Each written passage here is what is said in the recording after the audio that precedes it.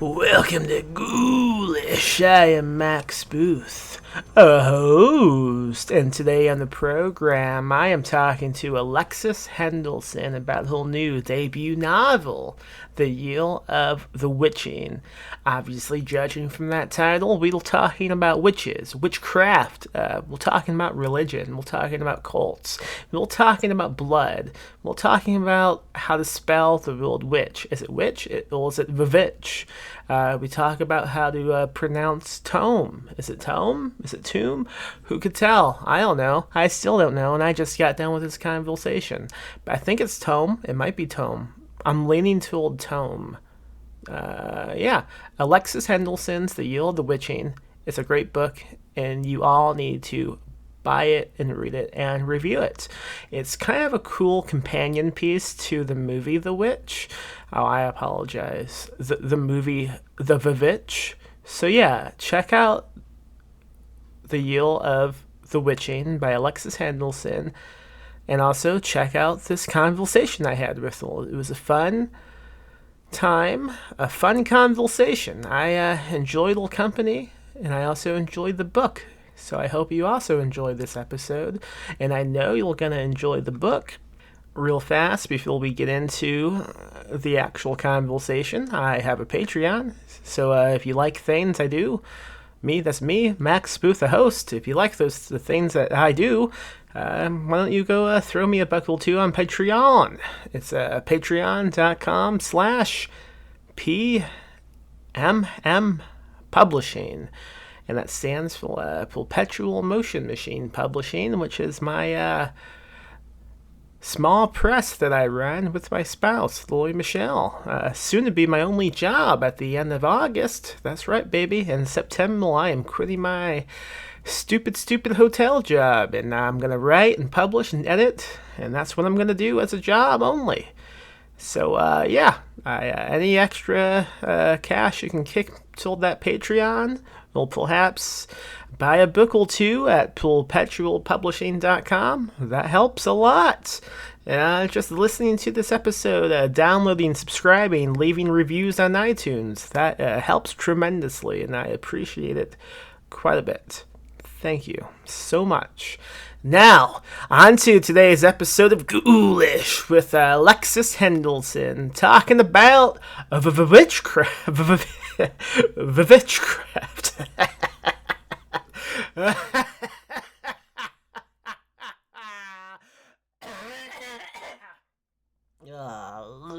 Okay, let's talk.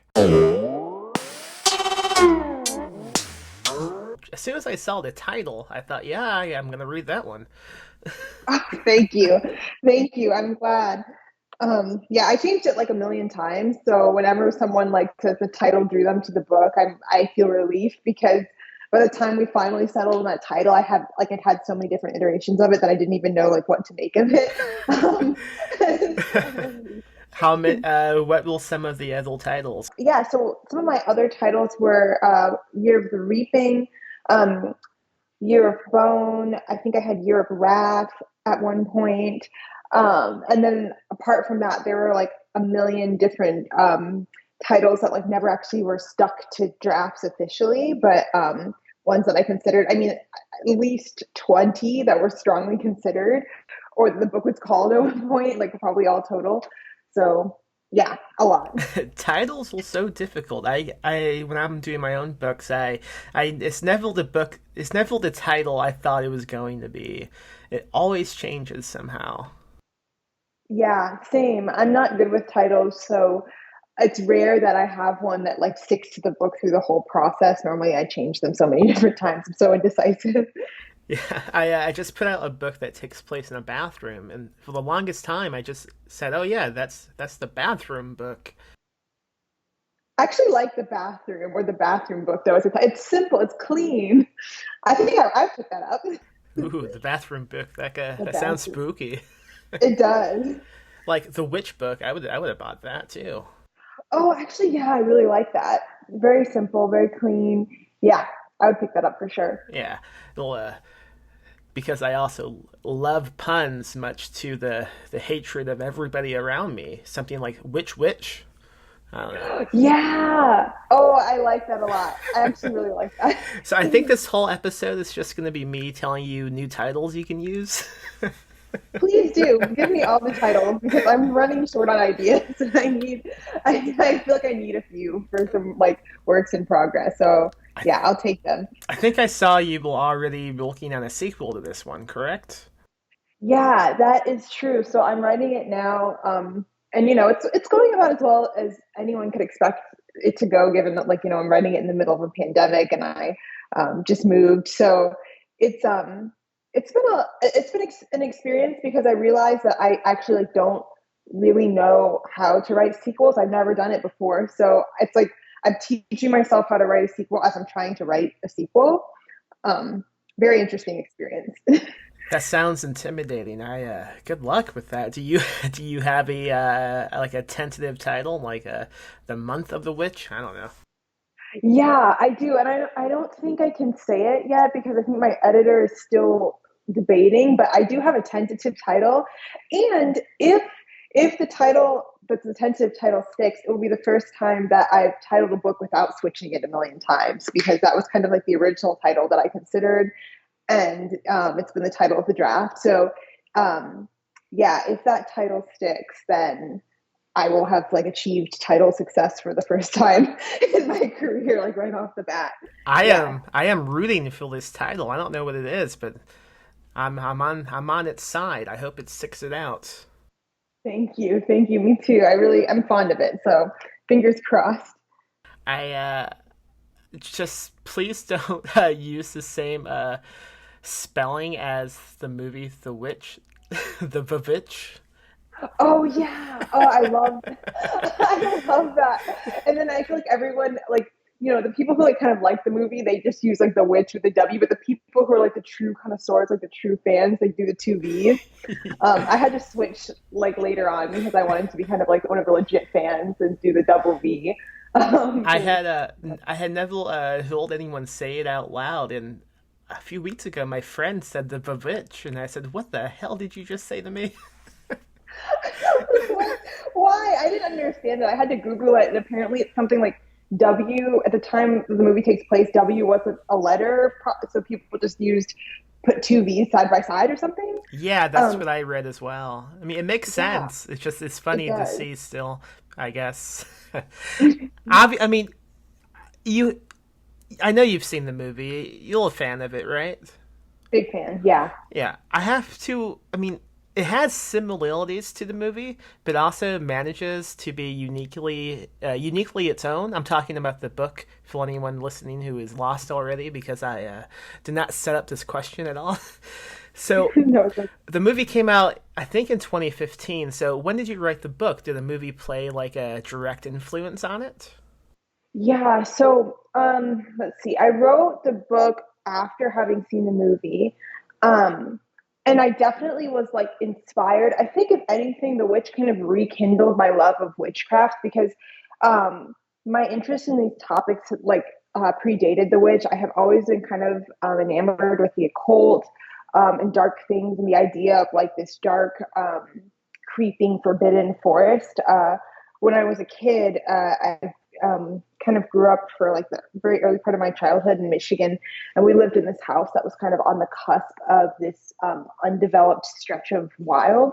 And my mom always told me like, "Don't go into the woods, like it's dangerous." And I remember being young and going to the edge of my backyard and just like kind of lining my toes up with like the edge of where my dad mowed the lawn because I was like close as I could get to the forest and kind of longing to go in and explore this dangerous place. And I feel like The Witch, just when I watched it, there was so much of like of that kind of, I don't know, temptation toward like danger and dark things and forbidden things. And I immediately connected with the film in a way that I really hadn't connected with a movie in a long time. Um, and so I think that in many ways kind of like it was almost like a snowball effect where I just kind of like became increasingly more obsessed with these like ideas of like dark and forbidden things and practices and witches and forests and cults, and I just couldn't get out of my own head. Um, Yeah, yeah, I understand exactly what you're talking about. I'm a huge fan of the movie as well. I think it has one of the best ending scenes of any movie of that genre I've seen in a long time. I'm not gonna say what it is oh in yeah, case someone somehow hasn't seen it yet. But yeah, that ending scene is it's so amazing. good. I think about it, I feel like at least once a week, probably multiple times a week. I listen to the soundtrack a lot, and when that song, that Hmm. comes on, it's just, I don't know, it's such a striking image, and yeah, I love the ending. I think it's unique in a way because if you were to describe what happened at the end, it would seem like a negative ending, but it's one of the happiest endings I've ever seen. Yeah, especially for a horror movie, I think. Yeah. Yeah, I felt like very empowered and inspired and kind of like recharged after seeing that. So yeah, huge fan. It's funny what you were saying about growing up next to the woods like that and being told not to go into the woods no matter what. Because I grew up in the Midwest and we had a big set of woods next to my house, right behind it, just like you, like at the backyard almost. But I never had that rule. We were actually told like, okay, get out of the house, go into the woods, leave us alone. So I spent so I much. love that. I spent a lot of my childhood in the woods. So I wonder if it would have more of a mystery to it if I had that forbidden rule not to go into it. Yeah, I wonder. I think that like yeah, the fact that it was forbidden to me kind of like shaped this idea, and kind of planted those seeds in my head. I kind of wish though that I had been allowed to kind of explore a little bit more. I think the only time I remember going into that part of the woods was like once with my dad. Um, yeah, but I think my mom was just terrified that I would catch Lyme disease or something. I was kind of a sickly child in her defense, so I think she was just afraid that like I don't know, I'd become like deer food. We didn't really have. I don't think there were really bears in Michigan or anything dangerous, but yeah. Yeah, that makes sense. And I think it was more of a case with my parents. They just wanted me out of the house. Mm, Yeah, we would go in yeah. and this we had this a friend and I had this strange hobby of just taking a shovel and digging holes for no reason. Like there was no end game to it. We just enjoyed digging holes. I like that. Like appreciate the process. Yeah. No, that's I like that. Maybe I wonder if like you ever got close to treasure at some point. It's funny, I don't think that idea ever crossed our minds that we might find something, but imagine if we had. Imagine if we had That would be found a so witch cool. or a Oh, secret that would be book. cool. That would be really cool. I love any type of movie or book that contains like a secret or forbidden tomb, a tome. I think it's tome. I've never said it out loud. Tome. It's tome, right? I think it's tome. Yeah. I'm Wow. pretty sure it's tome. So either we're both wrong or Yeah. actually I don't think I've said it out loud either. Wow. This is a new thing. Wow. Yeah. I've read it many times because, well, I mean, I assume you also have. You've written it many times. I mean, we're fans of the genre, but how often do you have a chance to say it out loud? We should start saying like tome. When we go to Barnes and Noble and we give the name of a title of a book we want, we should be like, can you have this tome? Like, normalize. Go into the movie store and go, yes, I would like one copy of VVitch, please. I love it. You get arrested talking like that if you're not too careful. That's true. Very true. We'd be like, Uh, what? get out immediately. Leave. So one thing I've struggled with in my own writing is creating like a fictional universe. I have a difficult time with settings. I think it's tough to nail down correctly, especially when writing like in the fantasy or the speculative. I messed that build up too. The fantasy genre, and I think you created something pretty unforgettable with the village in this book. Can you talk a bit about how you devised it? Was it based on a real place? Yeah, so I Bethel was kind of a strange experience for me because in some ways I kind of feel like it was just there and I was almost just kind of uncovering things through a manual that already existed. Um, but in order to kind of render them the way that I saw them in my head and kind of write into existence this thing that was alive in my head, I did do a lot of research. So I researched Salem and Salem witch trials. I did a lot of research into architecture, weirdly, like Gothic architecture, cathedrals, and monasteries, um, because it was important to me that like even though I kind of felt like in my head this world was alive, I knew that if I didn't have the language or like the knowledge to kind of assert this world and put it on the page and kind of make it three dimensional, that it just wouldn't translate. So that was where the research really came in.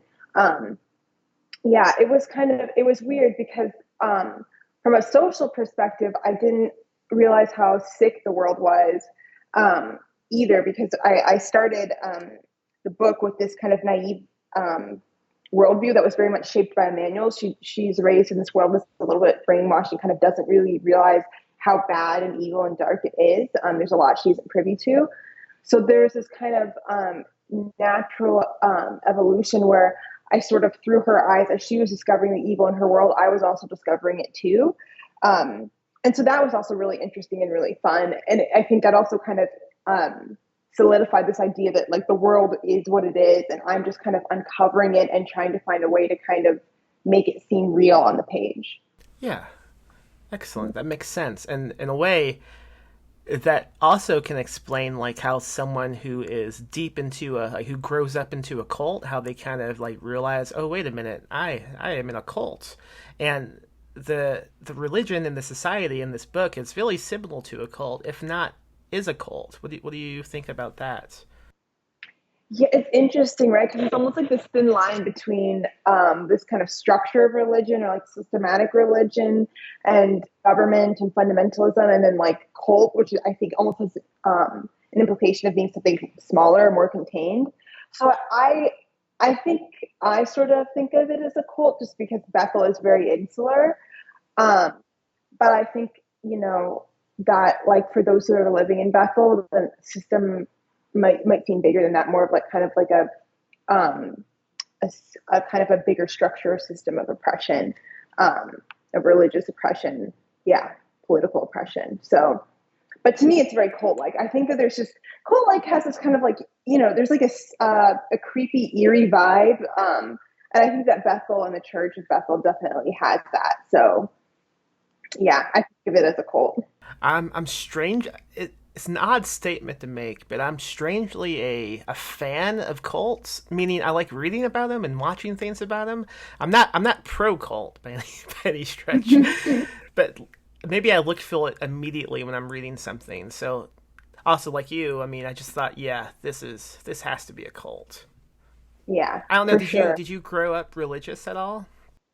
I did. So I was homeschooled from wait a minute, first grade all the way to my senior year of high school.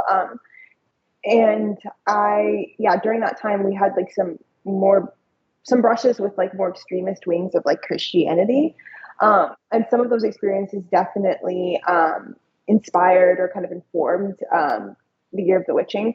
Um, so it was kind of like I think me at sometimes working out my own stuff through a manual and through the story, because I do have some experiences. Nothing is as dramatic as in my manuals, Yeah. but like yeah, just enough to where I kind of did feel like kind of this like innate connection with her character almost immediately. Um, yeah. Yeah. Now, doing a bit of a spin back to magic. This book has kind of a specific magic system, I think is what it would be called. Can you talk a bit about how magic operates in this novel and what kind of research went into it? I think I read in some interview that you bought a bunch of witch related stuff online. This is true. Um, yeah, so I bought many like spell books and did like a lot of research into many different practices to kind of educate myself on the ways that magic is practiced, today and in our world.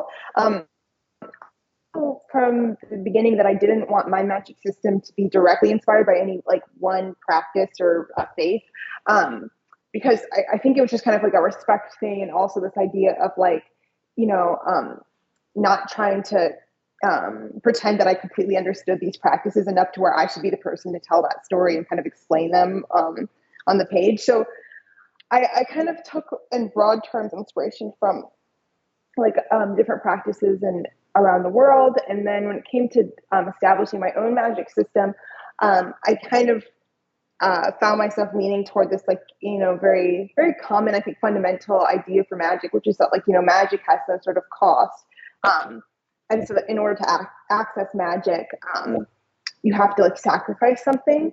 Um, and so that kind of the magic system sort of centered around that, and then the ways that you access magic and the people who are able to access it and what you're able to do with it kind of varies depending on your skill level and the information that you have access to, and like a million other different variables.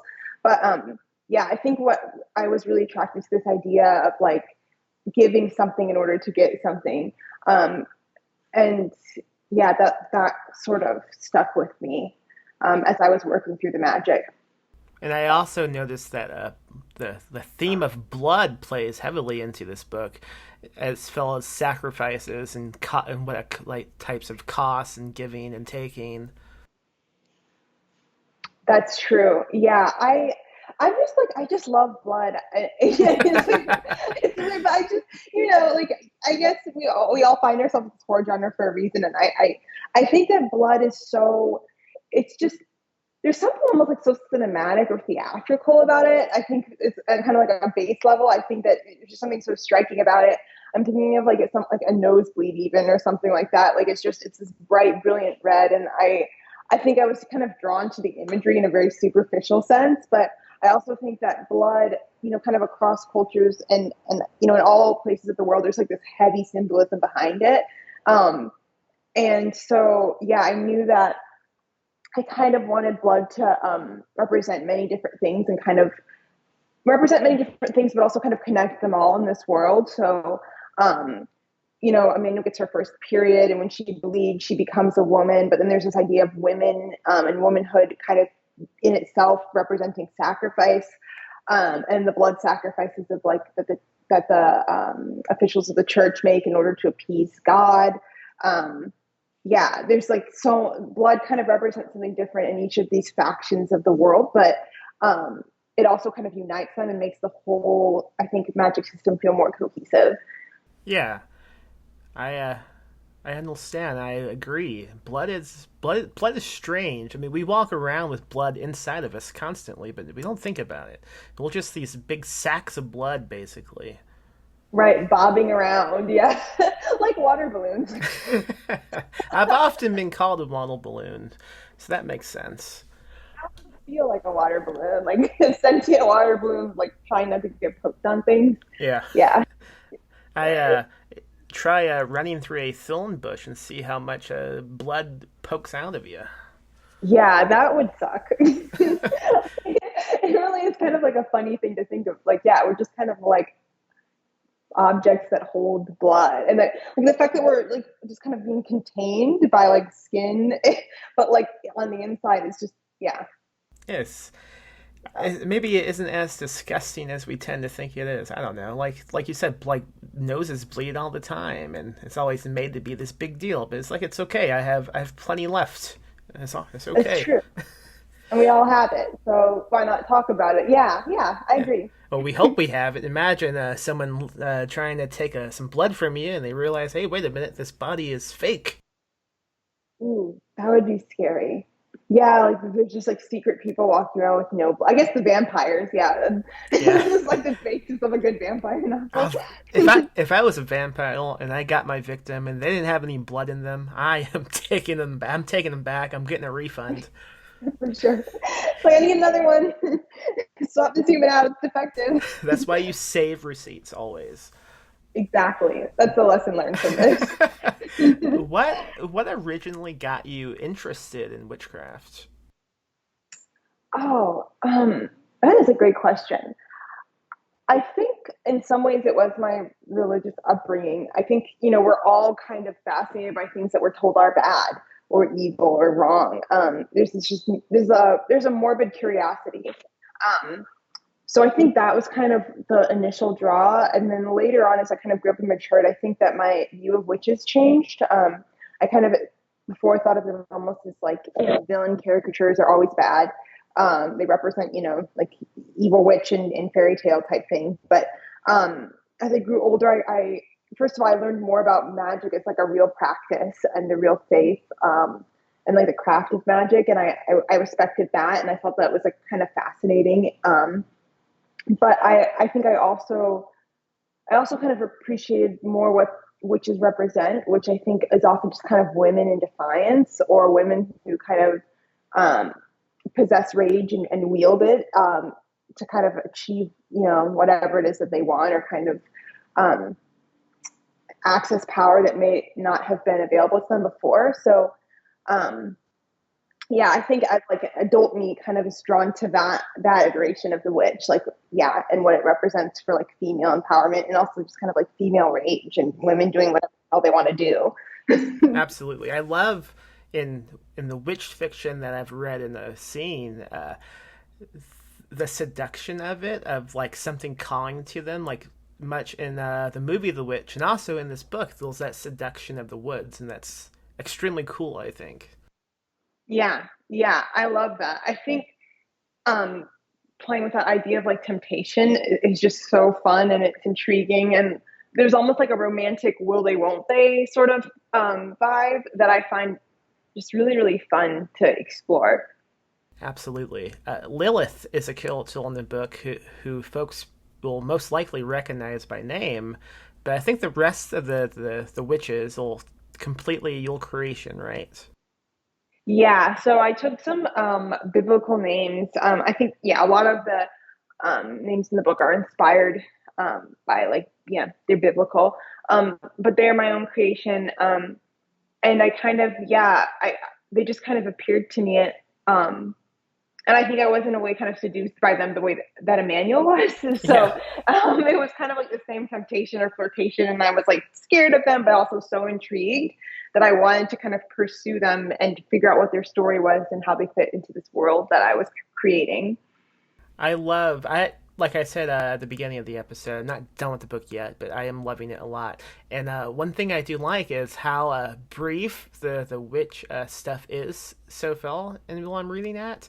So we get some scenes, brief moments of witchy stuff, and I think it makes it all the more terrifying, because I think like if we stayed too long, like you have the timing and the pacing down to a T with this book. I think it's exactly the right amount of page length that we get.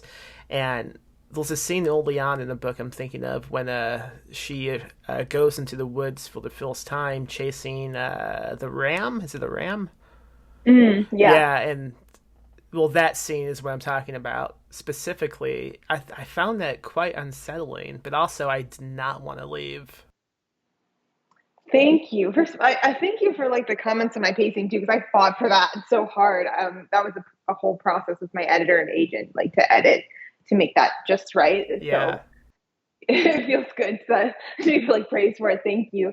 Um, and and yeah, I did want those interactions to be almost brief or like intangible in a way, nightmarish, I guess. I wanted to protect the fact that the witches were kind of, elusive and ghostly and strange, and that, Emmanuel can't just like summon them out of nowhere or like, interact with them. Yeah, it's kind of like they keep to themselves, and I wanted to protect their mystery. Um, yeah, for sure. yeah. I don't even think I had a question about that. It began as a question, but then it just ended up with a compliment. Yeah. Thank you so much.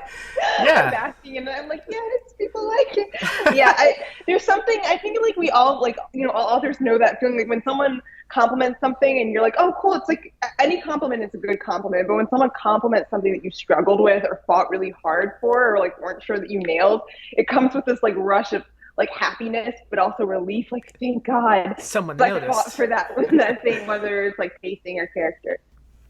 Absolutely. Well, this has been a great episode. Thank you again for coming on. This has been a fun discussion. Now, before we go, was there anything else about the book that you wanted to discuss that maybe wasn't brought up? Anything like that? No, I had a great time talking with you. This was super fun. Thank you for having me. Thank you for coming on. How can folks find you online? You can find me on Instagram at Lexis H, Lexish, and then on Twitter I am Alex H. Wright. All right, great. Well, thank you again, and anyone listening, go buy the Yale of the Vitching. Thank you so much. Bye. Bye. All right, that's been Ghoulish. I am Max Booth, host. And if you enjoyed tonight's episode, why don't you go on over to iTunes, rate and review the program. Support us on Patreon at patreon.com/PMM Publishing. Buy a book at perpetualpublishing.com. Standalone by Paul Michael Anderson is coming really, really soon. The Real in the Video by Michael David Wilson. It's already out. Go pick it up. My own book, We Need to Do Something, a novella about a bathroom. It's out now. My novel, Touch the Night, a book about small towns and police corruption, is out now through Cemetery Dance. Go get all these spooky books and have a spooky good time, ladies and gentlemen, ghouls and fools. And live spooky, die spooky.